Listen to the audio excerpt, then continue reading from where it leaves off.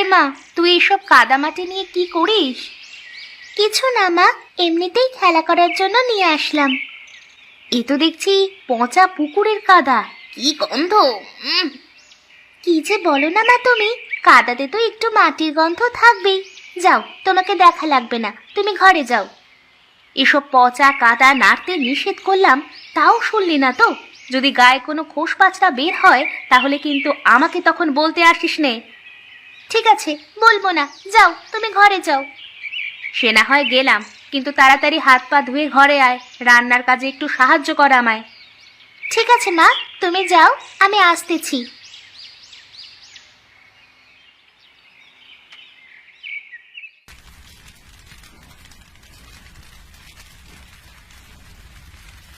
এতক্ষণে তোর আসার সময় হলো রে মা।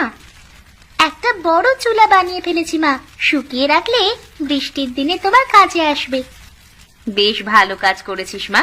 এবার বসে আমায় একটু তরকারি কুটোতে তো দেখি। বুঝলি রে মা, আগে আমি কত সুন্দর করে চুলো বানাতে পারতাম, এখন না করতে করতে একদমই ভুলে গেছি। যে কোনো কাজ না করলে ভুলে যেতে হয়। এই যে দেখো না, আমি মাঝে মধ্যেই আমার পড়া সব ভুলে যাই, আবার যখন একটু পড়ে নিই সব মনে পড়ে যায়। এবার তোর বাবাকে বলে তোকে একটা ভালো স্কুলে ভর্তি করে দেব। এখান থেকে পড়ালেখা করে কিছুই করতে পারবি না রে মা। না মা, তোমার ধারণা ভুল। যে কোনো জায়গা থেকে ভালো করা যায়, শুধু নিজের চেষ্টা থাকা লাগে। বাহ, বেশ পাকা পাকা কথা শিখেছিস তো। বলি, স্কুলে কি এগুলোও শেখায় নাকি? স্কুলে সবকিছু শেখায় মা। এখন আমি যদি না শিখি তাহলে কেউ তো আমাকে জোর করে শেখাতে পারবে না। অত কিছু বুঝি নে বাপু, বাপের জন্মে তো লেখাপড়া করার সুযোগ পায়নি, তাই জানিও নে। মা, আমার তো তরকারি কোটা শেষ, এখন কি করব? আর তো কোনো কাজ নেই, তুই বরং ঘরে গিয়ে পড়তে বসলে মা।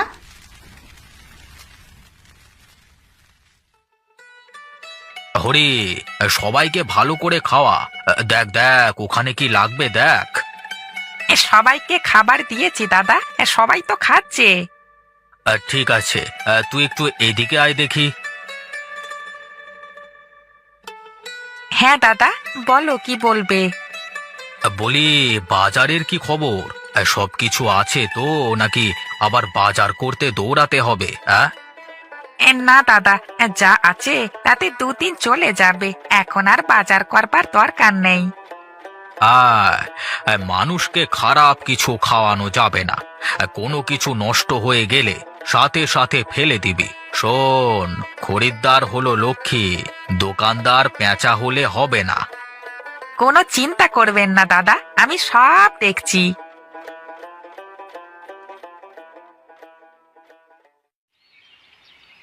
মা, একটু আস্তে টানো না চুলগুলো, আমার খুব ব্যথা লাগতেছে। লাগুক একটু, ওটুকু লাগলে কিছু হয় না। একটু টেনে টুনে তেল না দিলে কি আর চুল বাড়বে শুনি? ও এমনিই বাড়বে, এত তেল দিয়ে কি হবে? বরং তেল দিয়ে আরো চুলে আঠা আঠা হয়ে যায়। কিচ্ছু হবে না, চুপটি করে বস তো দেখি।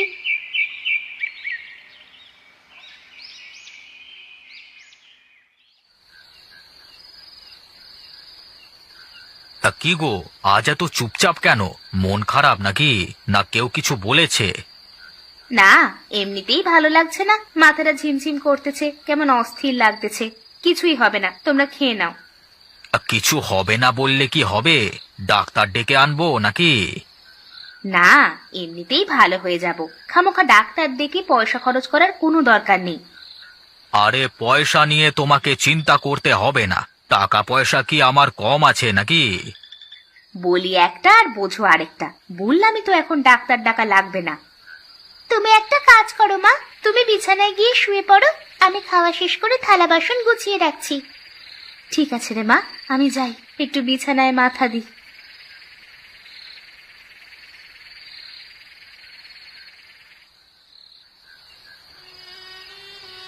তখন কত করে বললাম ডাক্তার ডেকে আনি, আমার কথা শুনলো না।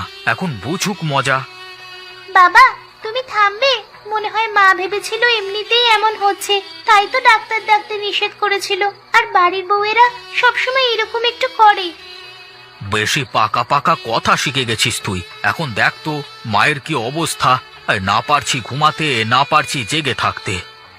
তুমি ঘুমিয়ে ঘুমিয়ে পড়ো বাবা, আমি মাকে দেখতেছি। আমাকে তো আবার সকালে ঘুম থেকে উঠেই হোটেলে যেতে হবে। তা আবার হয় নাকি? তোকে একলা জাগিয়ে রেখে আমি ঘুমাতে পারি নাকি? সকাল না হলে তো ডাক্তারও ডাকতে পারছি না। তুমি একটু ঘুমিয়ে নাও, আমার ঘুম আসলে আমি তোমায় জাগিয়ে দিয়ে ঘুমোবো। না রে মা, কাল দরকার হয় হোটেল বন্ধ করে রাখবো। হোটেল বন্ধ রাখলে বাজারের এত মানুষ না খেয়ে থাকবে নাকি? হোটেল তো ওই একটাই। সে যা হয় হবে, হরি একলা সামলে নিতে পারবে।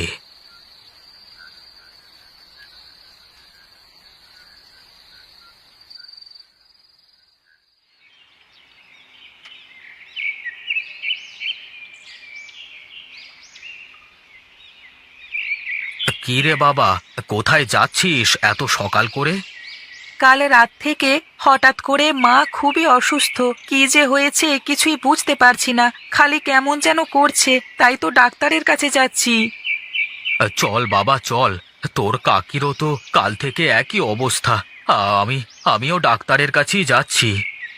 চলেন কাকা, দুজনে একসাথেই যাই।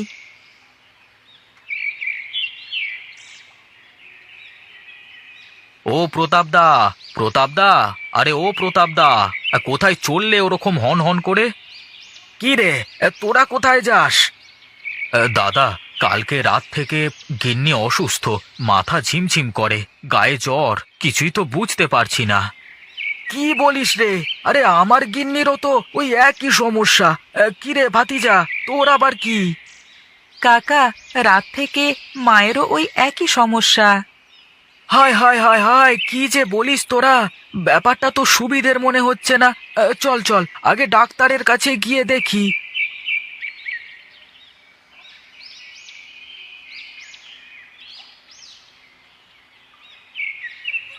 কি রে হরি, কোথায় চললি এই সকাল করে? হ্যাঁ দাদা, আর বলেন না, কাল রাত থেকে গিন্নি অসুস্থ, ডাক্তারকে দেখালাম, ডাক্তার কিছুই বলতে পারলো না। হ্যাঁ, কিছু জ্বরের বড়ি দিয়ে চলে গেল। বুঝলি বিনোদ, আমার মনে হয় ডাক্তার দিয়ে কিছু হবে না। আর তাছাড়া সবার একসাথে এমন হওয়ার কারণটাও আমার কাছে সুবিধের মনে হচ্ছে না। তার চেয়ে বরং চল আমরা বুড়িমায়ের কাছে যাই, সে কি বলে শুনি। হ্যাঁ দাদা, তাই চলো, দেখি কি বলে।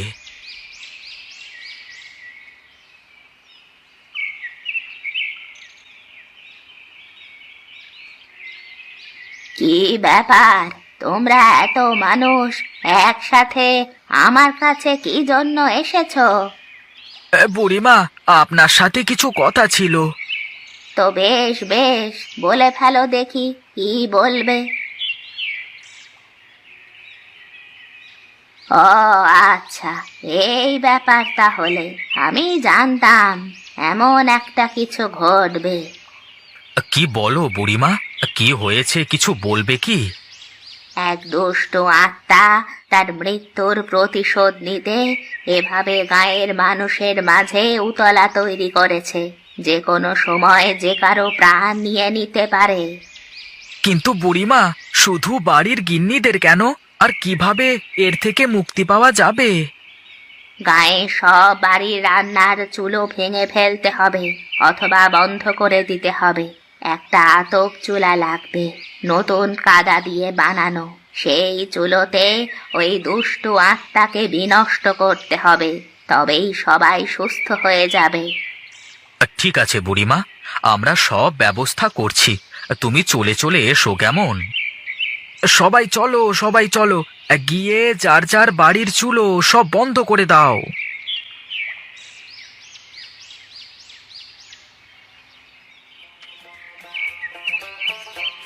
বুড়িমা, আর কিছু কি লাগবে তোমার?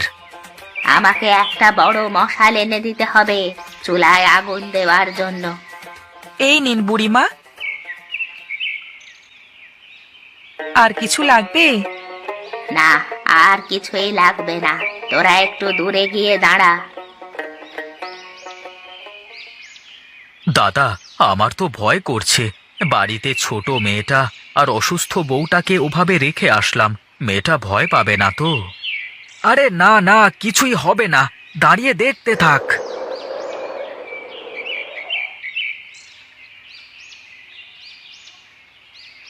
সবাই শোনো, এবার তোমরা সবাই যার যার বাড়িতে চলে যাও। আজ কেউ রান্না করবে না। বাড়িতে গিয়ে দেখো সবাই ভালো হয়ে গেছে। আপনাকে আপনাকে অসংখ্য ধন্যবাদ বুড়িমা। থাক বাবা, এটা তো আমার কর্তব্য। যা, তুই তোর বাড়িতে যা, গিয়ে দেখ তোর গিন্নি সুস্থ হয়ে গেছে।